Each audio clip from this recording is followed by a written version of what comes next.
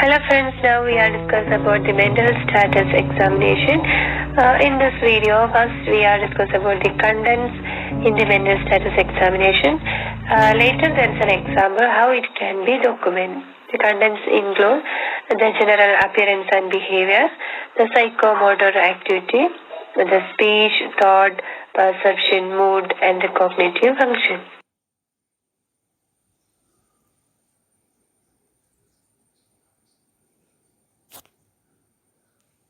General appearance and behavior. It includes the body type, posture, clothes, grooming, hair, nails, etc. So, for example, how we can write a general appearance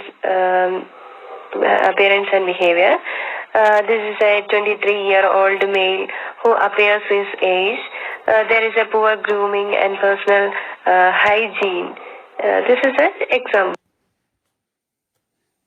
Psychomotor activity, this can include the mannerisms, tics, gestures, twitches, stereotyped behavior, hyperactivity, agitation, etc.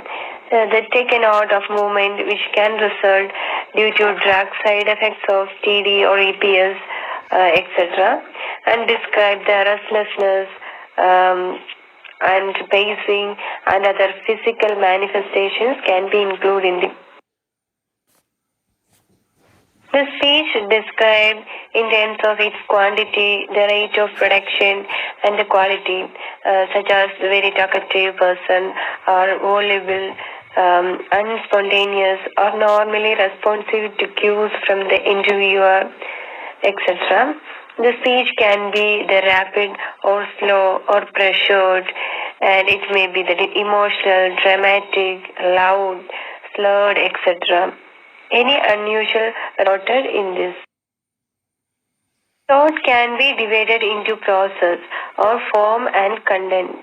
The process refers to the way in which a person puts together the ideas and association, the form in which a person thinks. The process or form of thought can be logical and coherent or completely illogical and even incomprehensible. The content refers to what a person is actually thinking about, the ideas, beliefs. Perception. The perceptual disturbance such as hallucination and illusion can be experienced in reference to self or the environment. This can be sometimes inferred also when the patient clearly responds to the internal stimuli. That means they can be described as such as the sensory system involved, for example, the auditory, visual, tactile, and the content of the illusion or the hallucinatory experience should be described. The feeling of depersonalization and derealization, that means the extreme feelings of detachment from the self or the detachment from the environment, are also the part of this section. Mood. Mood is defined as a pervasive and sustained emotion that colors the person's perception of the world. Usually it means the person's self-reported means. Does the patient remark voluntarily about feelings or whether it is necessary to ask the patient how he or she feels.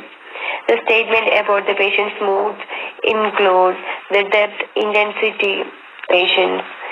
The common adjective used to describe the mood as the empathy, hopeless, self-contemptuous, frightened, etc. Cognition. Cognition can be identified by various tests and usually not extensively reported and can be inferred from the interview or reported as intact. And it can be the orientation, the concentration can be checked. This and other bedside test will test the memory, the immediate memory, the recent memory, etc. And there may have their abstract reasoning can be checked. Mental status examination of a patient can be documented.